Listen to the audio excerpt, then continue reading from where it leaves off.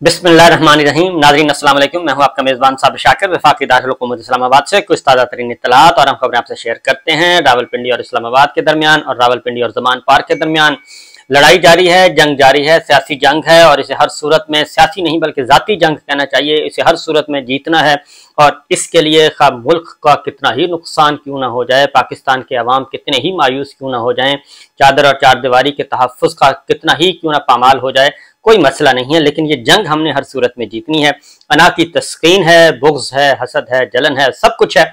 ये बात मैं इसलिए ज़रूर यहाँ से स्टार्ट करता हूँ कि असल वजह ही ये है, असल वजह ये है। इसलिए मैं हर जो व्लॉग है यहीं से शुरू करता हूँ कि बुग़्ज़ है, इंतकाम है, हसद है, जलन है, इसलिए ये सब कुछ किया जा रहा है और एक गलत इमारत जो है वो गलत बुनियादों पे खड़ी करने की कोशिश की जा रही है। एक इमारत है, खड़ी करने की कोशिश की जा रही है, बुनियादें गलत हैं। अब वो बुनियादें जब तक सही नहीं होंगी, इमारत बिल्कुल धड़ाम से नीचे गिरेगी। ये इमारत कभी भी आगे नहीं बढ़ सकेगी। उसकी वजह क्या है, आज मैं आपको बताता हूँ कि इमारत क्यों आगे, ये इमारत ने जमीन बोझ होना ही होना है। बहुत सॉलिड रीजन है, तारीख है और कुछ असूल हैं, कुछ पॉलिटिकल साइंस के असूल हैं, कुछ तारीख के असूल हैं, वो अनमिट हैं, वो नहीं मिट सकते, जो मर्जी कर लें आप। पहले जरा करंट सिचुएशन, उसके बाद मैं बताता हूँ कि ये इमारत जो खड़ी की जा रही है, इसने जमीन बोझ होना है, मिलिया मेट होना है, इसको बचाने वाला कोई नहीं होगा। और जो इसको खड़ा कर रहे हैं, जो इस वक्त इस इमारत को खड़ा कर रहे हैं, उनका हशर आने वाले दिनों में, आने वाले महीनों में, आने वाले हफ्तों में उनका हशर क्या होगा? उनका हशर होगा बिल्कुल वही जो जनरल बाजवा का, वही जो जनरल मुशर्रफ का, वही जो जनरल अयूब का, वही जो जनरल जिया का, वही जो जनरल जाहिया का, उनका हशर भी वही होगा, इससे डिफरेंट नहीं होगा। और क्योंकि माजी ये पाकिस्तान की तारीख भरी पड़ी है, यही कुछ हम करते आ रहे हैं, क्योंकि हमने कंस्ट्रक्टिव काम नहीं किया। हमने कभी भी पाकिस्तान को सीधे रास्ते पे चलाने के लिए कंस्ट्रक्टिव काम नहीं किया, हमने डिस्ट्रक्टिव काम किया है। हमने पॉलिटिकल पार्टीज को बनाया नहीं है, पॉलिटिकल पार्टीज को तबाह किया, बर्बाद किया। जिस तरीके से एक बुनियादी बात बता दूं कि इस वक्त बहुत इदारों पे तनकीद, इदारों की इज्जत, इदारों की तकरीम, बहुत कुछ ये कहा जा रहा है। और तौहीने अदालत नहीं होनी चाहिए, तौहीने पार्लियामेंट नहीं होनी चाहिए, तौहीने GHQ नहीं होनी चाहिए, ये सब कुछ किया जा रहा है। और फौज पाकिस्तान पे तो सवाल ही पैदा नहीं, कुछ नहीं होना चाहिए। इदारे के हर कोई अपने अपने इदारे की बात कर रहा है, हर कोई अपने अपने इदारे की बात कर रहा है। पॉलिटिकल पार्टी भी एक इदारा होता है और पॉलिटिकल पार्टी के साथ जुड़े हुए जो लोग हैं वो उस इदारे के साथ जुड़े हुए होते हैं और वो भी अपने इदारे के साथ, अपनी पॉलिटिकल पार्टी के साथ, अपने पॉलिटिकल लीडर के साथ उतना ही प्यार कर रहे होते हैं, बल्कि कहीं ज्यादा, सबसे ज्यादा अगर जज्बाती वाबस्तगी, बिला खौफ, बिला लालच के जो सबसे ज्यादा वाबस्तगी होती है अवाम की किसी भी मुल्क के अवाम की, वो अपनी पॉलिटिकल पार्टी और अपने पॉलिटिकल लीडर के साथ होती है। क्योंकि वो वहां पे नौकरी नहीं कर रहे होते, वो तनख्वाह नहीं ले रहे होते, बल्कि वो बिलौस एक अपने लीडर को पसंद कर रहे होते हैं। एक खास असबियत है, एक खास तरह की असबियत है, उस असबियत को लेके आगे बढ़ रहे होते हैं, उसके साथ जुड़ जाते हैं। वो पाकिस्तान में देख लें आप, पाकिस्तान में किसी भी मुल्क में सियासी जमात, एक मजबूत सियासी जमात, एक मजबूत इदारा होता है। और सियासी जमात जो है वो GHQ से ज्यादा ताकतवर है, वो अदलिया से ज्यादा ताकतवर है, वो किसी भी सिविल ब्यूरोक्रेसी ज्यादा ताकतवर है। पाकिस्तान को, मुल्क को, पाकिस्तान को अगर मजबूत रख सकता है कोई, किसी भी मुल्क को मजबूत रख सकता है तो वहां की सियासी जमातें हैं। तो स्टैब्लिशमेंट, किसी भी मुल्क की स्टैब्लिशमेंट जो है वो, किसी भी मुल्क की स्टैब्लिशमेंट वो सियासी जमातों को नहीं तोड़ती, वो सियासी जमातों को नहीं तोड़ती उस वक्त तक जब तक कि वो बहुत ज्यादा हो जाएगी कि ये कौमी सलामती के खिलाफ जा रहे हैं और ये मुल्क तोड़ने के जा रहे हैं। उसके बाद और फिर वो दोबारा से वो वापस नहीं आते। यहाँ पे क्या हो रहा है पाकिस्तान में जो इस वक्त कौमी यकजहती की अलामतें हैं, जिन्होंने अवाम को जोड़ा हुआ है, खा वो पाकिस्तान पीपल्स पार्टी ने पहले जोड़ा, पहले हमने उसको तोड़ा, उसको हमने सिंध तक महदूद कर दिया और अब फिर सिंध में भी उसको कट लगाए जा रहे हैं। MQM को दोबारा रीयूनाइट किया गया, वो इसीलिए कि उसका जरा जोर तोड़ा जाए, पाकिस्तान तहरीक इंसाफ का भी जोर तोड़ा जाए, उसका भी जोर तोड़ जाए और पीपल्स पार्टी को फिर अब किया जाए, डिसमेंटल उसकी किया जाए। मुस्लिम लीग नवाज के साथ भी हमने यही किया।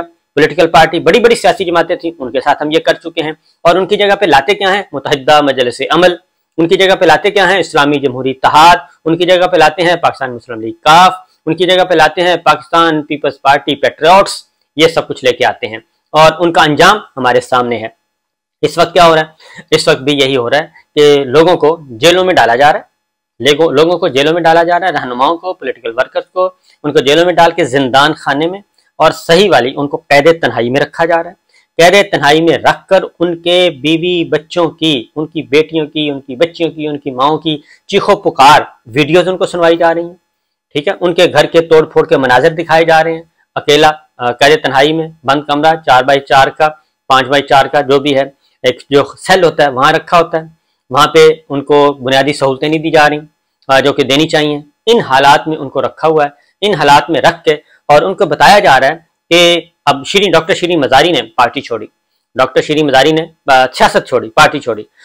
उन्होंने उनको हाई कोर्ट्स ने 4 अहकामात, 2 high courts, Islamabad high court, Lahore high court ने उनको रिहाई के 4 हुक्म जारी किए, और हर बार उनको रिहा करने के बाद आगे पुलिस की गाड़ी खड़ी होती थी, उनको गिरफ्तार कर लिया जाता था और उनको उठा के 12 दिन उनको जेल में रखा गया। उनको रिहाई नहीं मिल, अदालती अहकामात पर उनको रिहाई नहीं मिल रही थी। शीरीन मजारी को बताया गया कि असल ताकत हमारे पास है, असल हुक्मरान हम हैं, इसलिए आप ये पर्ची, एक पर्ची उनको दी गई, ये पर्ची आप जाके पढ़ दें, इस बात की गारंटी दें, पर्ची जाके सुनाएंगी तो हम आपको रिहा कर देते हैं। अब उनकी बेटियां ईमान हाजिर मजारी और उनके शौहर कुछ अर्सा पहले, 4 माह पहले, उनके शौहर भी अल्लाह को प्यारे हुए, डॉक्टर ताबिश, और बहुत अच्छे इंसान थे, अल्लाह उनकी मगफरत करे। तो उनको अब शीरीन मजारी ने जो आके पर्ची पढ़ी, उस पर्ची में सारी हकीकत है। हमने एक खातून को जश्न मनाया जा रहा है, बहुत ज्यादा जश्न मनाया जा रहा है कि आज हमने बहुत बड़ी विकेट जो है इमरान खान साहब की, पाकिस्तान तहरीक इंसाफ की गिरा दी और डॉक्टर शीरीन मजारी को हमने आउट कर दिया, फतह कर लिया। एक बेवा खातून को, एक प्रोफेसर को, एक डॉक्टर को आपने फतह कर लिया। और उसने जो पर्ची पे लिखा हुआ पढ़ा, वो जो पर्ची दी गई थी उस पर लिखा हुआ उन्होंने पढ़ा, उसमें सारी हकीकत बयान कर दी है। उन्होंने आप सबको बेनकाब कर दिया उस पर्ची ने कि आप कितना जुल्म कर रहे हैं। शीरीन मजारी ने कहा कि मुझे अपने जेल में मेरी बेटी की रोती हुई वीडियो दिखाई गई, वो मैंने सुनी, मुझे पता चला कि वो किस कर्म में है, शीरीन मजारी की वालदा है। अब ईमान मजारी किसको, अपनी माँ जो कि सेहतमंद नहीं है, वो जेल में है, वो खुद अपने आप को अकेला महसूस कर रही है, क्योंकि यहाँ पे तो कोई इज्जत नाम की तो कोई चीज़ नहीं है।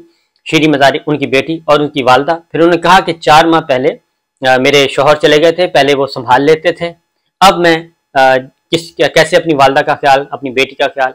अब ये मामला अंदर कितना हुआ होगा जुल्म, अब सिर्फ इतना मैं आपको बता दूं अंदर कितना हुआ होगा। डॉक्टर शीरीन मजारी, फिर इनके बारे में ख्वाजा आसिफ साहब ने ट्रैक्टर ट्राली का भी कहा था, ये बहुत अरसे से इनको, क्योंकि वो एक नजरियाती कारकुन थी और इंसान, बुनियादी इंसानी हुकूक की अलंबरदार थी, उसके लिए आवाज बुलंद करती थी, उन्होंने मिसिंग पर्सन के लिए आवाज बुलंद की, हर वक्त उन्होंने एस्टेब्लिशमेंट के पॉलिसियों को उन्होंने डिफर किया, ना सिर्फ डिफर किया बल्कि उनको डिनाई भी किया।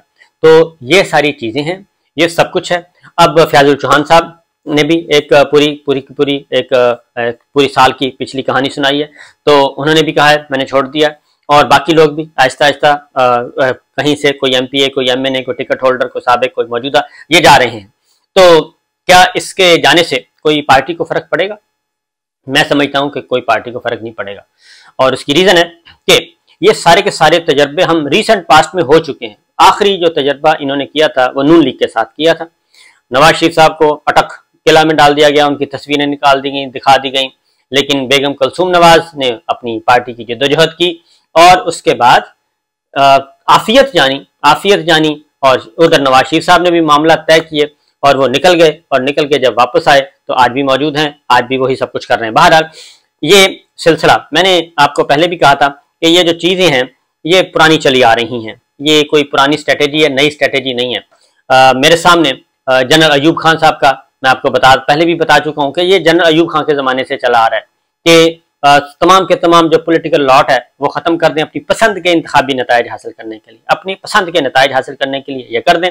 जनरल अयूब खान ने तो ऑलमोस्ट तकरीबन 28 सियासतदानों 70 और 20 90 जो है वो 92 सियासतदानों को आउट कर दिया था, 92 पॉलिटिशियंस को आउट कर दिया था। और जैयद तहरीक पाकिस्तान के रहनुमा जिन्होंने हिस्सा लिया था, साबिक वज़ीर आज़म हुसैन शहीद सरवर्दी, फरोज खान नून, वज़ीर आला, गवर्नर्स और पता नहीं कितने बेशुमार, कोई एक नाम भी नहीं बचा था। और लोगों ने इज्जत बचाई थी, अपनी इज्जत बचाई और उन्होंने कहा जी हम 5 साल के लिए अलग हैं, क्योंकि अयूब खान साहब ने इलेक्शन लड़ना था और अयूब खान साहब ने सदर बनना था, इसलिए उन्होंने कहा कि आप इस इलेक्शन से पहले पहले आउट हो जाएं, तो वो आउट कर दिए गए। उन्होंने कहा ये हमारी है जी, हम अपनी इज्जत, क्योंकि सारे लोग इज्जत के लिए करते हैं ना, और जब इज्जत ही ना हो, क्योंकि ये पाकिस्तान तहरीक इंसाफ भी, ये डॉक्टर शीरी मजारी, ये तो एक पढ़े लिखे, एक जो वेस्टर्न डेमोक्रेसी है, आप एक पार्लिमान है, एक आइन है, अदालती फैसले हैं, और उनकी बेटी भी बैरिस्टर हैं, तो वो तो समझती थी कि अदालती हुक्म जो है बहुत जबरदस्त होता है, और जब अदालत किसी को गैर कानूनी करार दे दे तो बात खत्म हो जाती है, लेकिन ऐसा नहीं है। बहरहाल ये सब कुछ किया जा रहा है जी। और इमरान खान साहब के बारे में बता दूं कि उन्होंने अपनी पार्टी को हदायत दी हुई हैं, और मुसरत शाह, अभी उनके वकील मुसरत चीमा और जमशेद चीमा, उनके वकील ने भी गुफ्तगू किया है, वो भी पार्टी छोड़ रहे हैं, क्योंकि अंदर जेलों में डाला हुआ है, और 4x4 4x5 छोटे छोटे जो सेल बने होते हैं ना बंदा सीधा लेट सकता है ना बैठ सकता है, वहां पे इमरान रियाज खान का भी यही हाल होगा, यही अशर होगा, जहां भी उनको भी तकलीफ में रखा होगा, और बाकियों को भी। ये सारे के सारे इस तरह से किए जा रहे हैं। तो बहरहाल जी मामला ये है कि इमरान खान साहब अभी तक डटे हुए, क्योंकि पॉलिटिकल पार्टी, असल मसला क्या है, असल मसला है कि एक प्रेशर बहुत है। एक तरफ हमारी इंटरनल तस्कीन है, जाती तस्कीन, उसको पूरा करना है, और वही बात है कि उसको पूरा करें, और फिर अब एक्सटर्नल प्रेशर आ गया, बुनियादी इंसानी हकूक, आलमी तंजीमें, आलमी ममालिक, वो सारे सामने मैदान में आ गए। अब इमरान खान साहब को किनारे तो लगाया नहीं जा सकता, खुडे लाइन तो नहीं ले जाया सकता, ना ही ठिकाने लगाया जा सकता है, और इसलिए अब अदालतों के साथ भी मुकाबला किया जा रहा है। दूसरी जानिब जो आज इलेक्शन वाला मामला है 14 मई का, वो कल तक मुलतवी हो गया है, और उसमें सुप्रीम कोर्ट ऑफ पाकिस्तान ने अपने बहुत कुछ बता दिया है, अपने रिमार्क्स दे दिए हैं। असल मामला यही है, ये सारी चीज़ें जुड़ी हुई हैं, एक दूसरे के साथ जुड़ी हुई हैं। 14 मई का सुप्रीम कोर्ट को रोकना है, ना ही इस वक्त अदलिया पसंद है, क्योंकि शीरी मजारी को ये कहा गया, शीरी मजारी को कहा गया कि आप जितना मर्जी अदालती अहकामात ले आएँ, अदालती अहकामात हमारे सामने कोई अहमियत नहीं रखते, ये आप पर्ची लें, ये पर्ची जाके बाहर पढ़ दें तो मामला आपका हल हो जाएगा, इसके अलावा कोई हल नहीं है। आप धक्के ना खाएं और आप अपनी आकबत, अपना बुढ़ापा खराब ना करें। लिहाजा उन्होंने ये किया जनाब, और ये इस तरीके से निकल गए। आगे इमरान खान साहब आज आए, और उनकी बड़ी गिरफ्तारी के चर्चे थे, और उन्होंने 3 घंटे वक्त गुजारा, और उनकी अहलिया की भी जमानतें हो गई, और इमरान खान साहब भी अलकादर ट्रस्ट में अपना बयान रिकॉर्ड करवा के निकल दिए, और उनकी जमानतें, बाकी मुकदमा में भी उनकी जमानतें एक्सटेंड हो गई। 8 मुकदमात में एहतसाब अदालत में भी पेश हुए, और वो अब आ रहे हैं, जा रहे हैं, और इमरान खान साहब को तोड़ने की कोशिश की जा रही है, पाकिस्तान तहरीक इंसाफ को तोड़ने की कोशिश की जा रही है, बल्कि तोड़ने का अमल शुरू हो चुका है, क्योंकि किसी का हुक्म है कि मैं इसको देखना नहीं चाहता, तो लिहाजा हुक्म की तामील हो रही है। और बाकी जो हुक्म की तामील कर रहे हैं उनके बारे में आपको बता दूं कि वो कहते हैं कि हमारा दिल पाकिस्तान के साथ है, लेकिन हुक्म जो है वो आ रहा है, और हम हुक्म की तामील कर रहे हैं, इससे ज़्यादा हम कुछ नहीं कर रहे। अल्लाह ताला हमें भी कहते हैं वो कि आप भी दुआ करें, पाकिस्तान बाकी लोगों को भी कहते हैं कि कोई अच्छा वक्त आए। तो ये सारा कुछ हो रहा है जी, देखते हैं क्या होता है। एक फेक किस्म का नैरेटिव बनाने की कोशिश की जा रही है, इससे कोई फर्क नहीं पड़ता। आप टीवी चैनल्स को आप कैप्चर कर लें, कंटेंट को, टाइम को कैप्चर कर लें, और सारा दिन सुबह से लेकर शाम तक एक ही नैरेटिव दिखाते रहें, कोई फर्क नहीं पड़ता। मोहतरमा फातिमा जीना अकेली खातून थी, तनहा थी, और उन्होंने अकेले कैंपेन चलाई थी, इसके बावजूद वो आपके लिए वबाल जान बन गई थी। इजाज़त दीजिए, अल्लाह हाफिज़।